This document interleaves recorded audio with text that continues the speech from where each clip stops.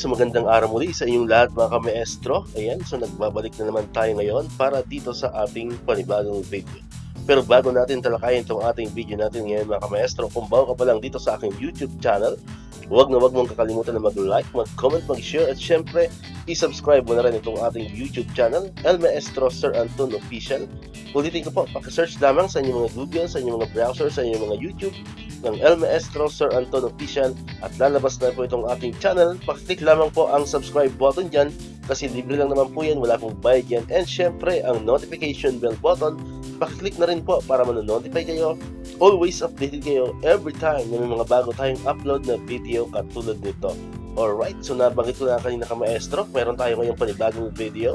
Sa video natin ngayon mga kamaestro ay pag-usapan pa rin natin itong tungkol sa DepEd PBB 2022. Ayan, so syempre marami pa rin yung mga nagko-comment sa atin, marami mga nag-chat, nag-PM, no? Kung kumusta na ba talaga itong ating PBB 2022 para sa DepEd? Ano na raw ba ang balita, no? Matutuloy pa kaya ito? Ayan, so katulad po nitong isang nag-chat po sa atin, ayan, sabi niya dito, El Maestro, ano na po bang balita sa PBB? Lahat naman po ng saro na napapanood ko sa inyo, wala pa ang DepEd. Darating pa po kaya yon? Salamat in advance sa tugon.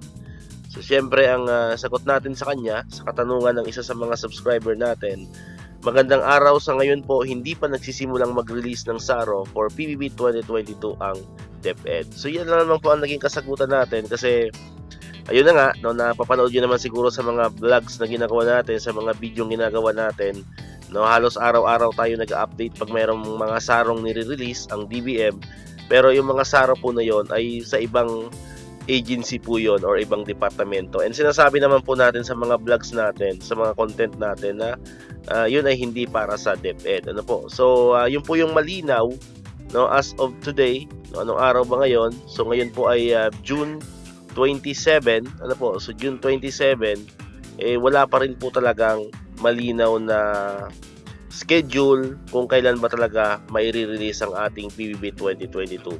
Ayan, so alam niyo naman yan, naipaliwanag ko na po sa inyo yan, no, na kapag may saro na, doon lamang natin matutukoy talaga kung kailan i-release ang PBB, no. As of today, June 27, no, wala pa po tayong natatanggap na saro for PBB 2022 sa hanay po ng DepEd. Kaya kung may mga nakikita po kayo dyan na mga nagpo-post na mayroon ng saro for PBB 2022 ang DepEd, yun po ay hindi totoo, no.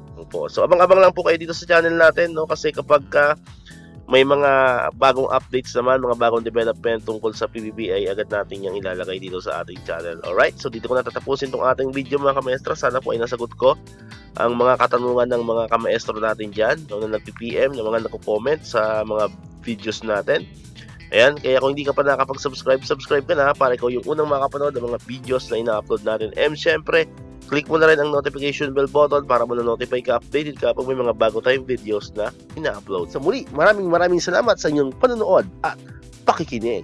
Once again, El Maestro, see you on my next vlog. Bye-bye!